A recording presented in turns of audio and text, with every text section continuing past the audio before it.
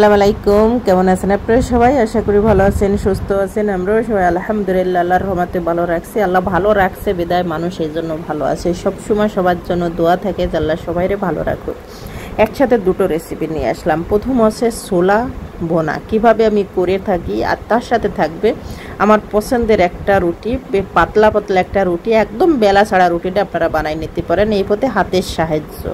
তাহলে কিভাবে বানাই এই রেসিপিটা, পুরো রেসিপিটা দেখে নিন। আর টেস্ট দুর্দান্ত হবে না, আগের থেকে বলে রাখলাম। ভোনা ছোলা তো বিভিন্ন রকমের খাওয়া যায়, শুধু যে ছোলা যে আমাকে রমজান মাসে খেতে হবে সেটা নয়। আমরা কিন্তু সবসময়ই ছোলা খাবার জন্য মন চাই, এই জন্য কিন্তু খালি রমজান মাস ভাবি, কিন্তু রমজান মাসের আগেও কিন্তু ছোলা বানাই নিতে পারেন। তাহলে দেখে নিন ছোলা।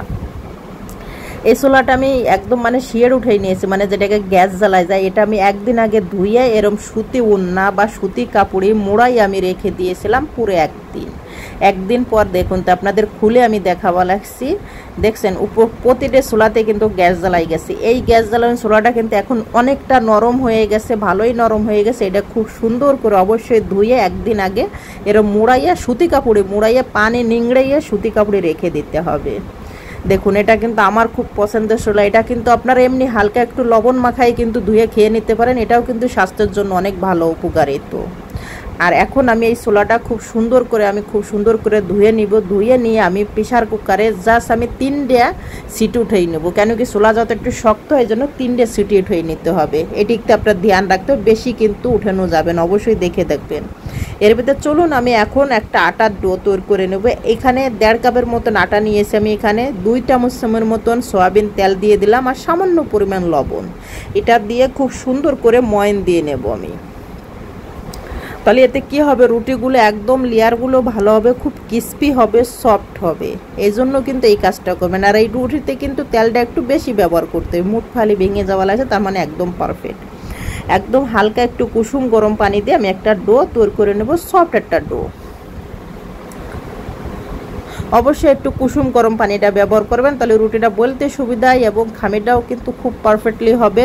একদম নরম করা হবে না, সফট একটা ডো তৈরি করে নিতে হবে। দেখুন আমি ডোটা বানাই নিয়েছি, ঠিক এরম একটা ডো হবে, একদম নরম হবে।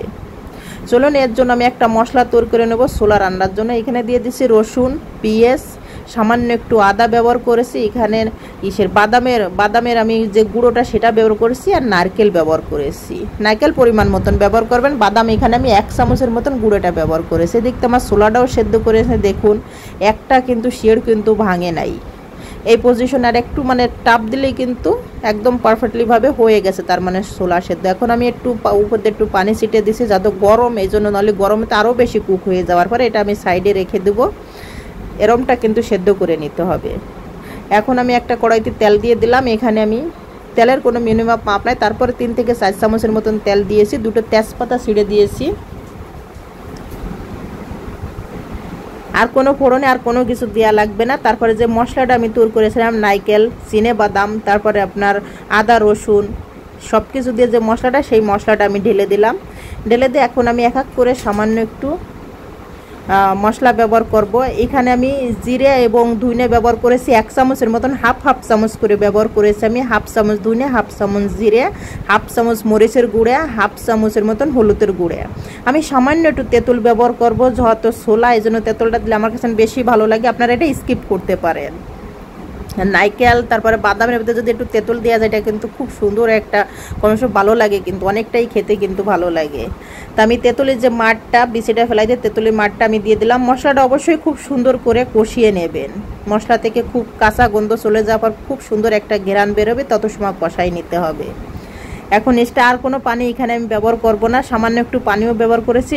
আমি একটু যে মশলাটা লেগেছিলো সেটা ধুয়েই পানি ব্যবহার করেছি। এখন একটু ফুটানোর পর তারপরে এখানে যে ছোলাটা আমি সেদ্ধ করে রেখেছিলাম, সেই ছোলাটা আমি দিয়ে দেব। অতিরিক্ত এখানে মশলা ব্যবহার করার কোনো দরকার নেই, যত আমি এখানে বাদাম তারপরে নারকেল ব্যবহার করছি, এজন্য আমি বেশি মশলা এখানে ব্যবহার করি। কাঁচামরিচ আমি যত ব্যবহার করছি, এই জন্য আমি শুকনো মরিচের গুঁড়ে বেশি ব্যবহার করি না, জাস্ট 1/2 চামচের মতন।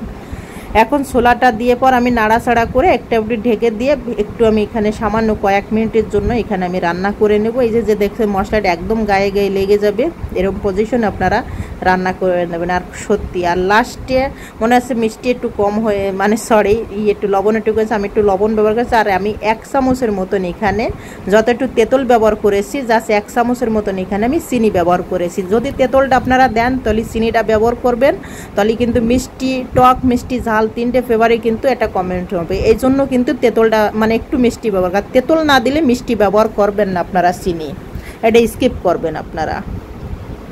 জাস্ট এই পথে ছোলাটা আমার কাছে বেশি ভালো লাগে, এই জন্য আপনাদের আমি এই রেসিপিটা শেয়ার করলাম। আপনাদের একবার হলে বাসায় ট্রাই করেন।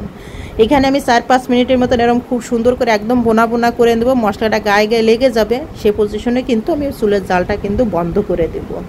দেখুন আমার এটা কিন্তু হয়ে গেছে, উপর থেকে দেখুন ডুবডুব করে কিন্তু একদম পানিটা শুকিয়ে গেছে, তেলও ছেড়ে দিয়েছে। লাস্টে আমি 1 চামচের মতন গরম মশলা ব্যবহার করেছি, ছোটো চামচের মতন 1 চামচ। এখন আমার এটা হয়ে গেছে, এখন আমি জালটা নিভিয়ে দিব, হয়ে গেছে আমার ছোলা বোনা হয়ে গেছে, একদম পারফেক্ট ডান। চলুন তার ভিতরে আমার আটাটাও কিন্তু ছোলা তো রান্না করা হয়ে গেছে, এখন আমার আটাটাও কিন্তু সেট হয়ে গেছে। এখন আমি দেখুন কতটা সফট হয়ে পড়ছে। তারপরে একটু মধে নেব, মধে নিয়ে আমি খুব ছোট ছোট করে লেচি কেটে নেব।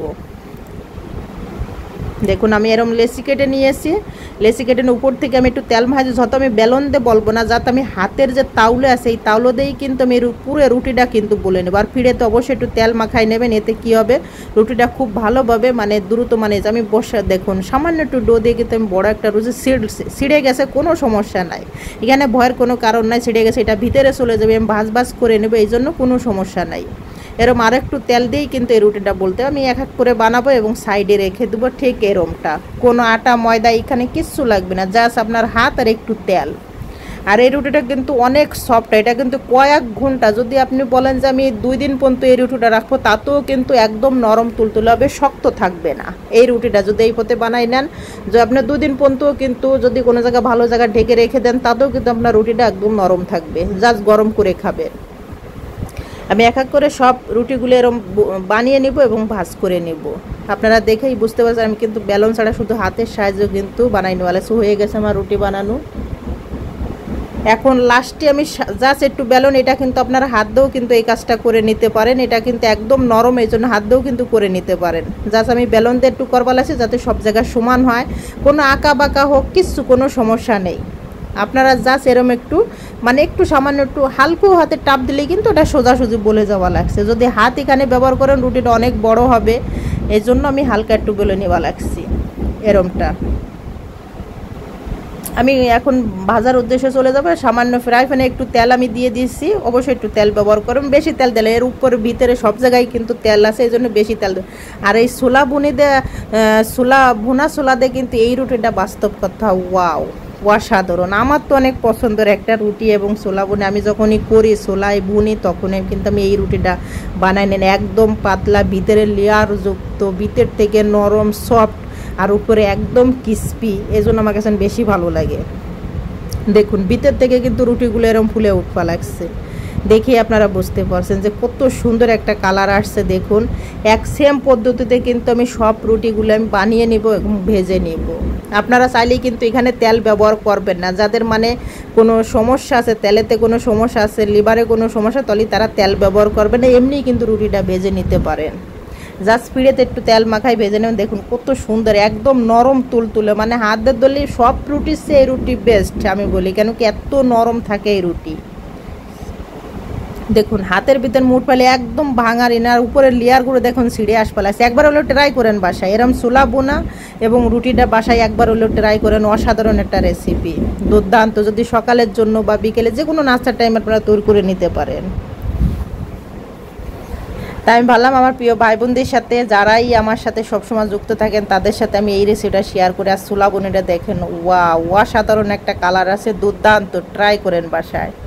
আমি তো প্রায় কিন্তু এভাবে ছোলা বুনি এবং এই রুটিটা এই পাশে আমি সবসময় ট্রাই করি, সবার অনেক পছন্দ, আশা করি আপনাদেরও ভালো লাগবে।